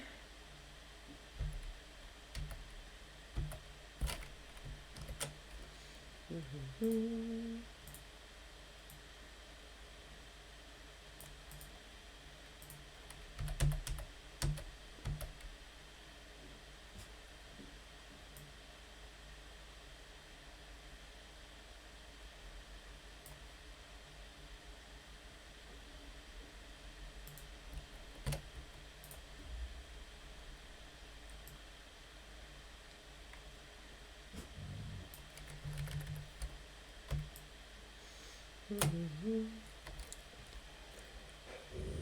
Oh, sweet.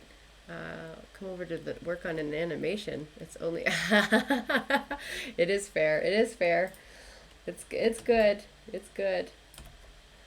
I do enjoy it. Like I said, this is a completely different puzzle. I'm using completely different parts of my brain right now. Ugh.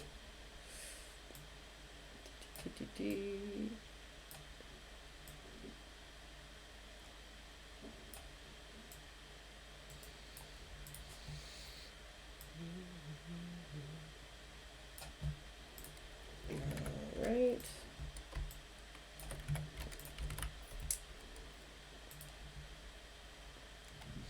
And we will switch over to the other legs for this one. We won't use the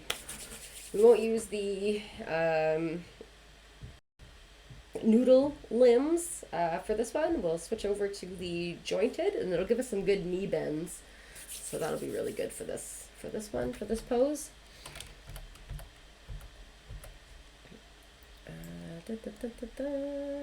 So go, how high does this leg go? This leg goes really high.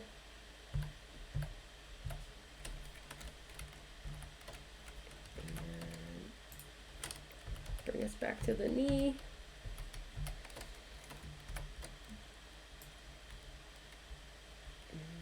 Bring us to the other one.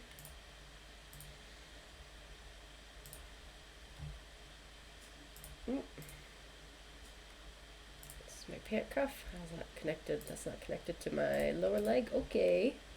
And let's bring that lower leg forwards. Whoops. Set depth. Always get that key wrong. And this one.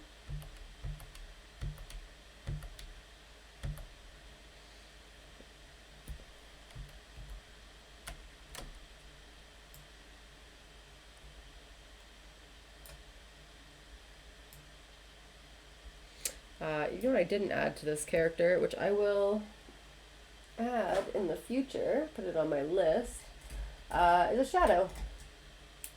I did not create a shadow. Add a shadow, a ground shadow.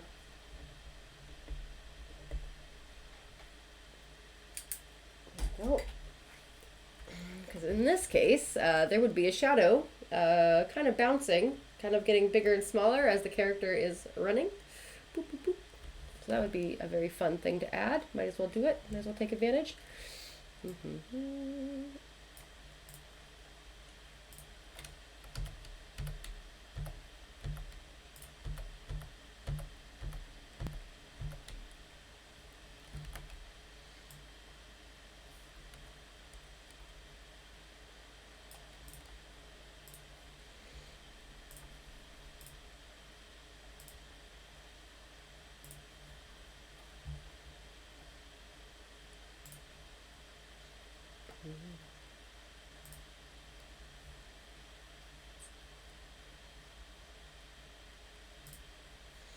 Okay, let's see if we can get these feet in this pose. It looks like I'm going to need to add another heel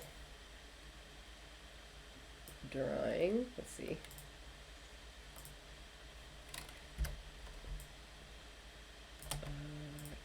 Sole.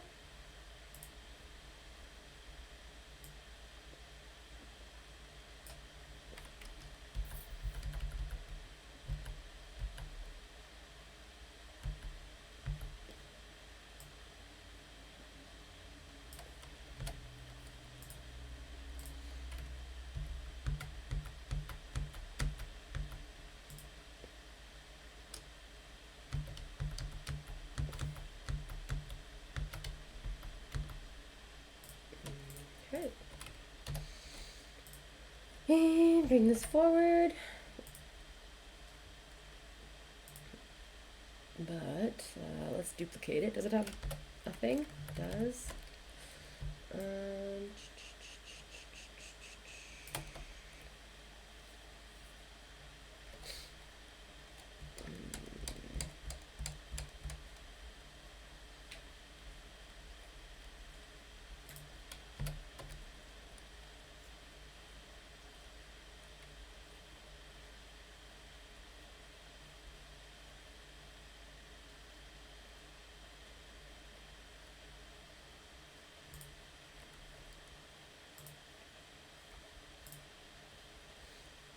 Let's duplicate this.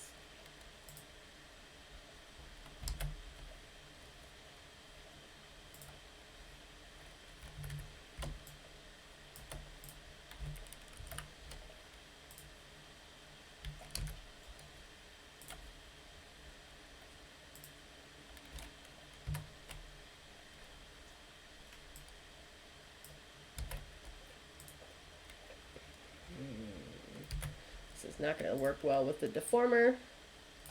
The deformers that we have on there, but let's, whoops, which one do I want? Tool properties.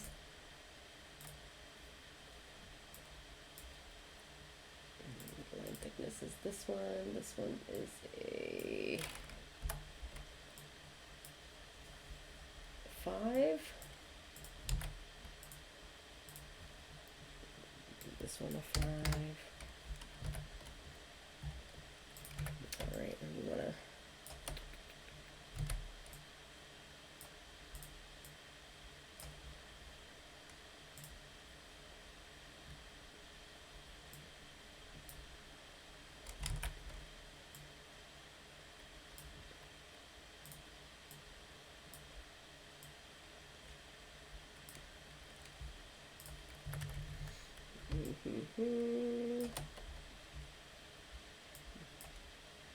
Oops. I want that to be connected.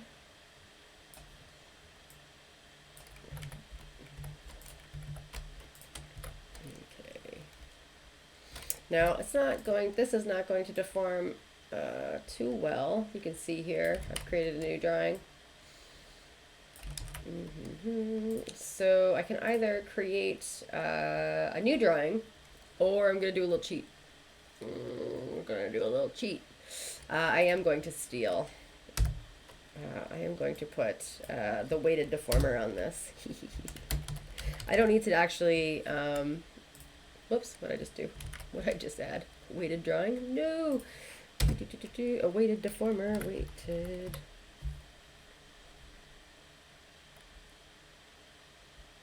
Looks like we got some new tools there. Okay, I'm gonna throw this in, and I believe it goes like this.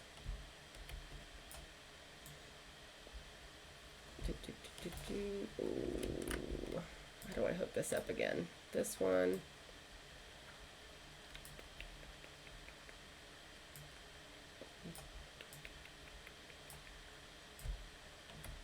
There is a way to get the deformer on. Is there a way to get, is it this way?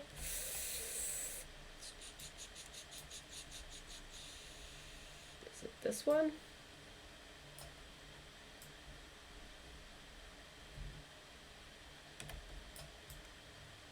I can remember. I think it's that one. There we go.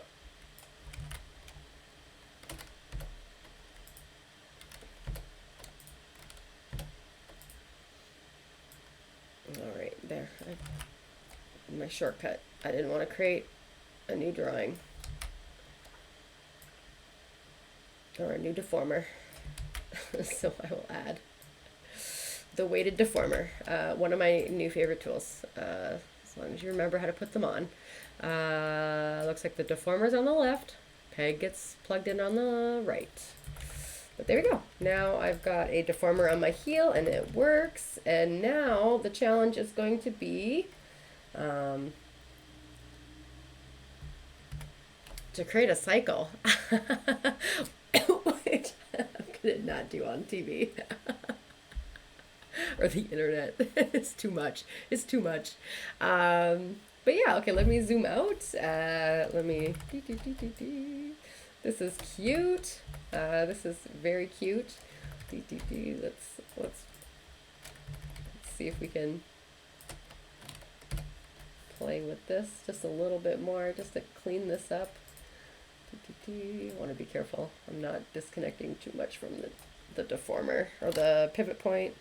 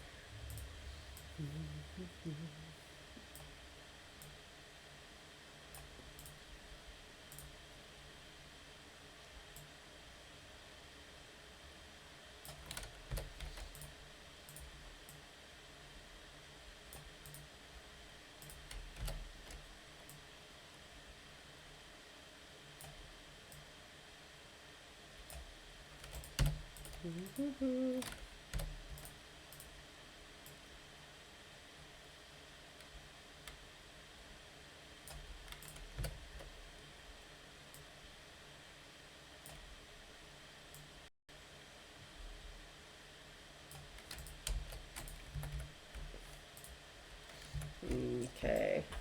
Yes, I'm definitely going to restructure that hair. That's definitely going to happen. That is... all I want to do is grab those 3 pieces so bad now and just give them a little bounce. Restructure things. There we go. We got 3 notes. 3 notes for Kadence.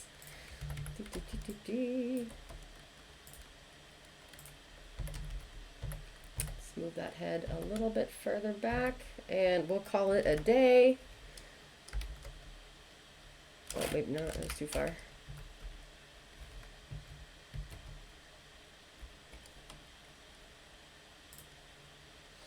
Oh, let's I'll pull out the sleeve before I call it a day. I will pull out the sleeve. All right, let's do this,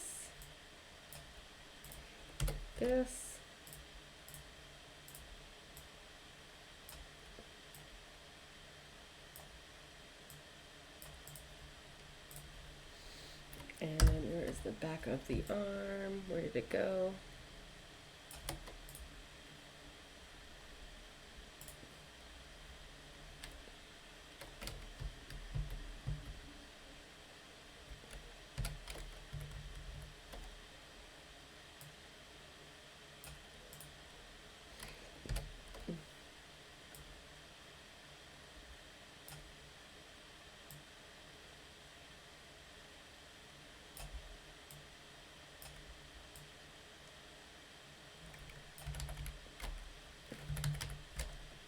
There we go. Free the carrot. I feel like this leg should be in front of the body. Let's do that. And I think that's good.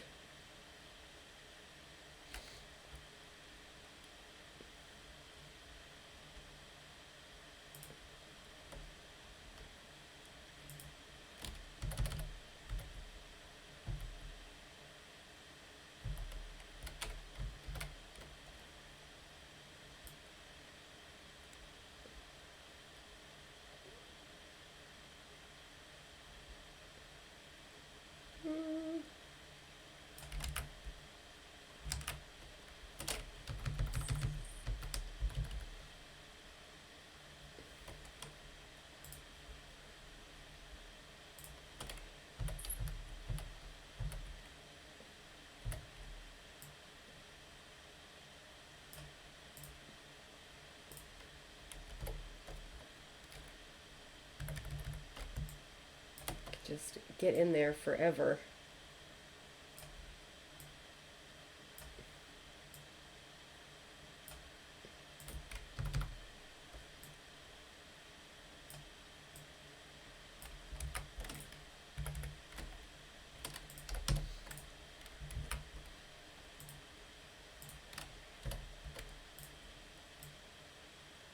All right, calling it.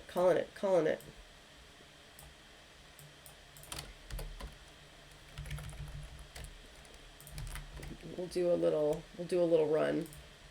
I think that'll be fun. Let me see if I can match up this. Oh, it never ends. Just want to make more tweaks. Maybel, you're so patient. Thank you. Let's see.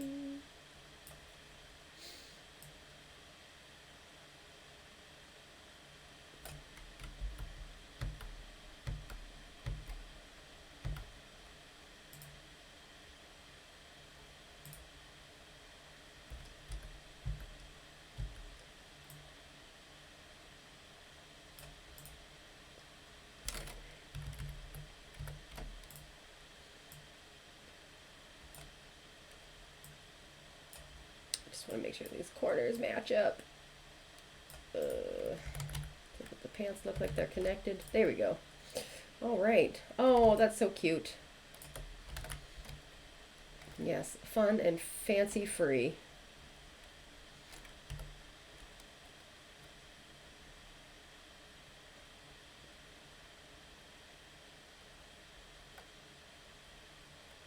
Now we wait for it to save.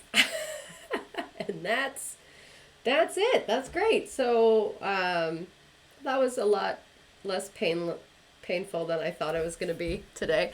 I'm glad I could show you how to do a little bit of pull aparts. I will practice. I do want to actually animate this little run cycle because I think this would be so much fun. I can see like Muppet vibes with that. So I want to have a little bit of a wild time and practice that. I think that will be good for me. But I probably won't do it on air. Or maybe I will. Who knows? But yeah, Best Birdie, thanks for joining me today, and I hope that you have a lovely week. And I'll see you. I'm gonna take next week off again, but I will be alluding to what we're doing next, and it's going to be another rig. And it's going to be a little bit simpler and a smaller rig than Kadence the Carrot. And so, yeah, it'll probably be really good for students, actually. So there's your hot tip. And yeah, and I hope that you have a nice rest of your week, and see you then. Bye. Yeah, yes, always rest. Always take every opportunity to rest. Okay, see ya.